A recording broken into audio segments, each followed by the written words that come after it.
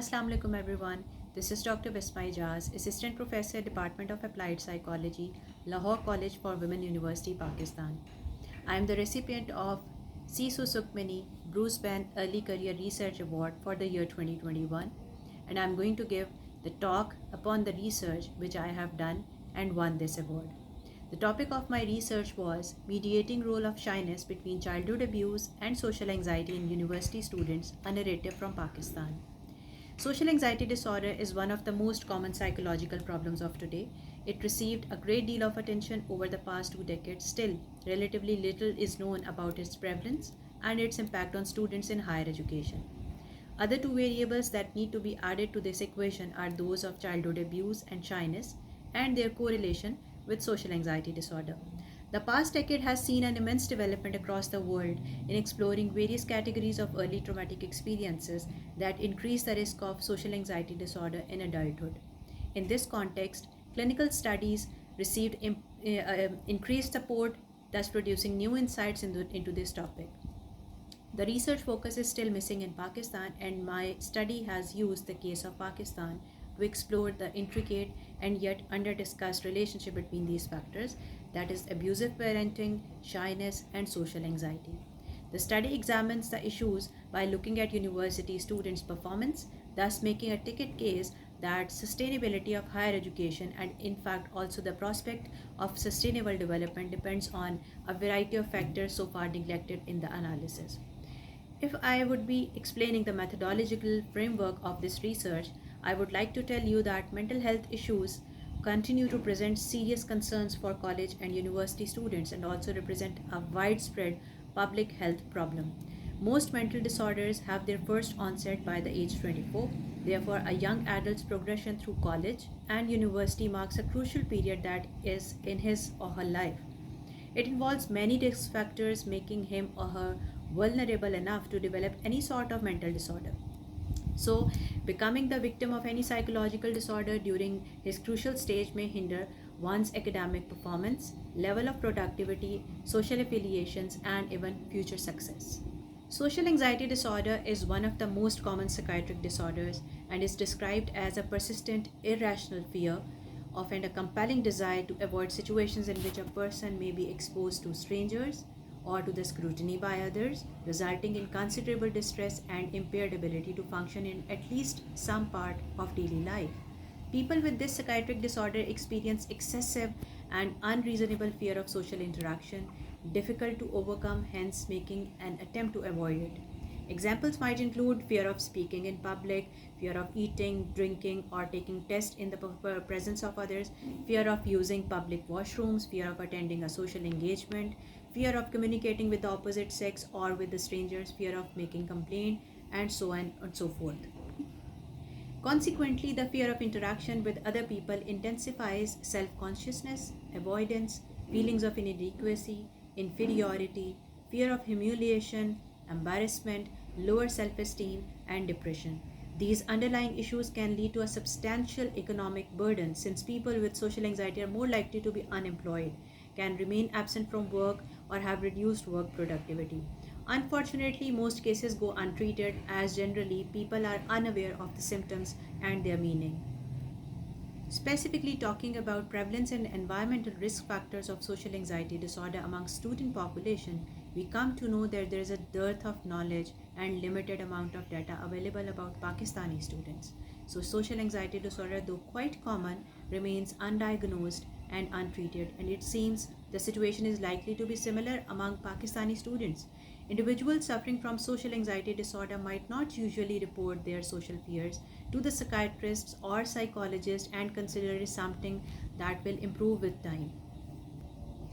Multiple mechanisms seem to account for the development of social anxiety in student population. However, taking into consideration the complexity of the common and the most prominent risk factors believed to be antecedents of social anxiety disorder, specifically distinct and relatively understudied areas are the parent-child interaction and adverse life events, specifically childhood trauma or abuse.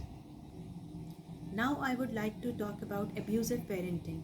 Abusive parenting can be described as actions or inactions directed at the child by an adult such as father, mother, a caregiver, preventing or disregarding their healthy development, and most importantly are considered to be inappropriate or damaging by societal laws or professionals. Further, it can be explained as a practice a child faces by his or her parent in terms of getting insulted or facing non physical aggression and emotional neglect by being deprived of feeling special, loved, or being part of a nurturing environment during their childhood. The situation in Pakistan is not better than any other developing or developed country, but non availability of the statistics at government level regarding the prevailing situation of child abuse makes it more crucial. The main difference between developed world and the developing countries such as Pakistan is that the discourse of and institutional structures to cope with child abuse within the family are relatively overt, unlike in Pakistan where it remains invisible and silenced in the name of internal family discipline. The generic concept of abuse have five major categories: physical abuse, emotional abuse, sexual abuse, physical neglect, and emotional neglect. Episodes of parental abuse have been found to significantly impact an individual's emotional and personality development during childhood, reporting insecurity, low self esteem, and poor social relationing. These deficits can sometimes persist into adulthood, leading to a more worse physical condition and numerous psychopathologies with mood disorders, post traumatic stress disorder, social anxiety disorder, and substance abuse disorder being top of the list. Another construct that seems to be closely related to social anxiety is shyness, a trait characterized by a state of tension, uneasiness, and avoidance in the presence of others around oneself.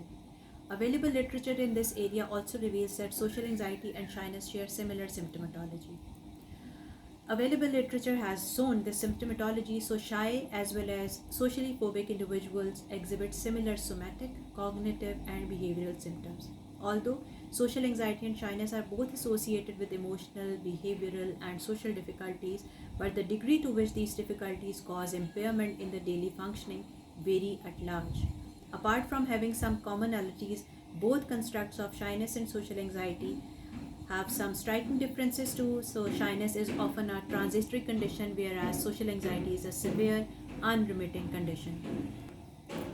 Now, after the introduction of these three variables of my study, I would like to tell you how I, proceeded in this research.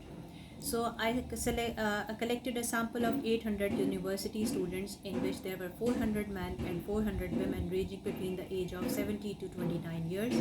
And the sample was obtained from various public and private sector universities in Pakistan.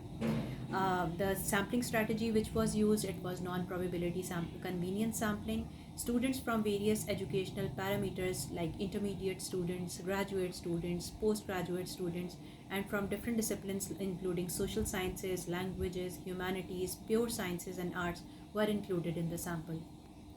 The measures which I made use for data collection included social anxiety scale.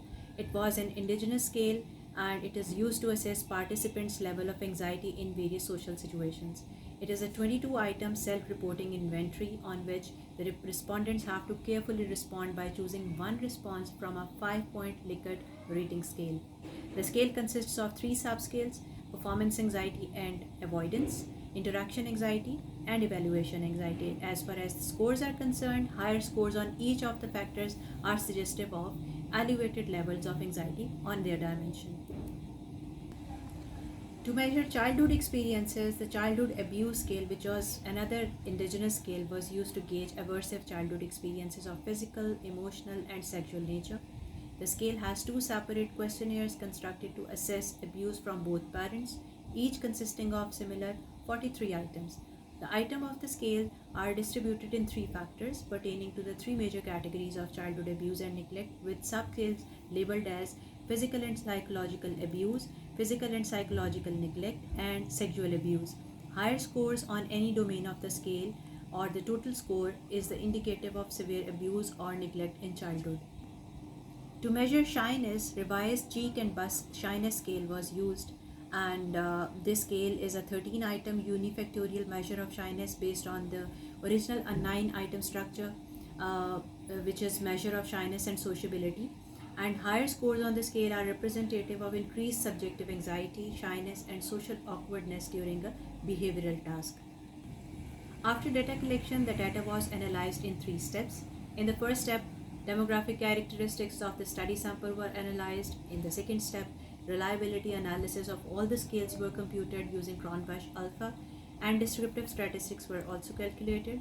In the third step, Pearson product moment correlation analysis was carried out to investigate the relationship between the demographic variables and social anxiety and the other variables of the study.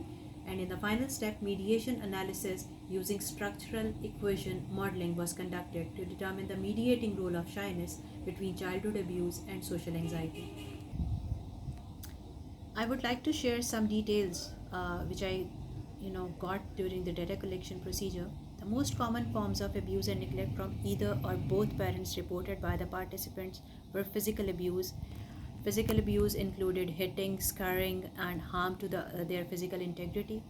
They reported sexual abuse, where physical exploitation for the purpose of sexual gratification was there. They reported emotional abuse, which included humiliation, ridicule, exercising domination by the parent. Physical neglect was reported, including failure to protect from environmental hazards like infections and illnesses.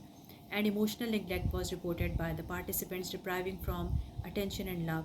Students considered all these forms of violence from parents to have significant impact upon their social functioning, making them timid and phobic in their environment. The results of mediation analysis in the current study have revealed that students have reported incidences of physical and emotional abuse as well as neglect by single and or both parents, resulting them to experience shyness and troubles in performing well in their social environments because of their tendency to withdraw. Both these styles of rearing behaviors are found to have independent or combined effect on children, consequently causing failure in making healthy interactions with people in their social situations. Maternal and paternal neglect and abuse came out to be the significant predictors of social anxiety in study sample. During the process of conducting the study, participants reported their experiences of parental emotional abuse in terms of insulting, disgracing, and non-physical aggressing and emotional neglect like deprivation of emotional expression or the absence of feeling special or loved or important factors in raising the bar of shyness and social anxiety in them. Women with a high rate of social anxiety have been found to experience significantly more paternal rejection, paternal authority and discipline, paternal and maternal neglect as compared to women low in social anxiety. Episodes of sexual assault by single or both parents were also reported by a fraction of the population, having discriminant impact upon their vulnerability to become shy and socially phobic. Victims of sexual abuse by mothers experienced reduced shyness and anxiety in their social settings, whilst paternal sexual abuse made the sufferers more shy and more socially phobic. The findings of this study have highlighted a probable mediating role of shyness between traumatic episodes of abuse and neglect by mothers, interaction and performance anxiety in students. Participants reported to be victimized by their mothers were found to exhibit high level of shyness, facing fear and lack of self-confidence, meeting and socializing people, as well as becoming over-anxious and extremely conscious about themselves and regarding people's thoughts about them. Being shy sometimes is not bad, but if it becomes a habit, it can negatively affect an individual's social, educational, and occupational life. Absence of a warm and secure working relationship with parents, guardian, and primary caregiver is expected to set a child on the path towards social conflicts. During this study, verbal and physical abuse and neglectful rearing from fathers while exploring their association with distress experienced in making social interactions and fear regarding judgment of behaviors by others, with inclusion of shyness as a mediator, came up with different findings. Students who were physically as well as emotionally abused by their fathers reported to be shy but less socially anxious, whereas those who were physically and emotionally deprived of warmth, care, concern, and nourishment from fathers were found to be more shy as well as more phobic in their social dealings. This means that paternal psychological control, weak emotional bond between the child and the father, withdrawal of love and warmth from fathers, conflict of any sort, and intrusiveness are some of the prominent practices increasing the probable development of shyness and social anxiety in personality of Pakistani student population. Incidences of sexual abuse by either or both parents were not very clearly and frequently stated by the participants of the study, as it is one of the most sensitive part of one's life which people don't actually like to disclose openly. So therefore, on the basis of reported cases, level of shyness came out to be insignificant, a very significant mediator between this form of aversive life events and social anxiety. During the last decade, child abuse has been significantly emphasized as a social issue demanding focus of concern and rigorous productive activities from research organizations, law professionals, non governmental and public services agencies, and the mass media all over the world, and especially in the Asian countries. While talking about prevalence of childhood abuse in Pakistan, unaccountable number of such incidents doesn't get disclosed and remains unreported, and the actual ratio is not known. Children suffering quietly at the hands of the adults who are supposed to nurture and protect them are developing as adults with impaired physical, psychological, emotional, and behavioral functioning, becoming the victim of different psychiatric disorders. Despite the growing interest in this phenomena, information regarding the effects of negative childhood events on social functioning of the target sample was relatively scarce. The most important requirement today is that studies should not just primarily focus on abusive parenting, which is harsh, abusive, and dominating, but they should also emphasize the role of positive parenting, which should be warm and inducing. That might diminish the children's shyness, social fears, and incapacities, and promote social competence and positive personality structure. All these advancements can help to design targeted prevention and intervention efforts to address abusive parenting, reducing the risk of developing social anxiety disorder and shyness in the victims, and promoting healthy and balanced personalities. In future, we plan to employ the state-of-the-art natural language processing and machine learning techniques to better understand the relationship among the variables, which have proven to be significantly useful in understanding other disorders that can lead to psychological problems directly or indirectly. Ultimately, an understanding of such pathways would facilitate effective early screening and intervention of students at risk for severe social anxiety who prefer to remain isolated, underestimate themselves, and consider the entity as worthless, avoiding social gatherings and public interactions and active participation in routine life activities as compared to non anxious students. In the end, I would like to conclude my talk upon this thing that life is a blessing and we all are blessed with this blessing. So everybody in this entire world has equal right of live their active and healthy life, and we should stand and confront all these things which are producing hazards in the way of this healthy life. So thank you so much for listening to me and have a good day.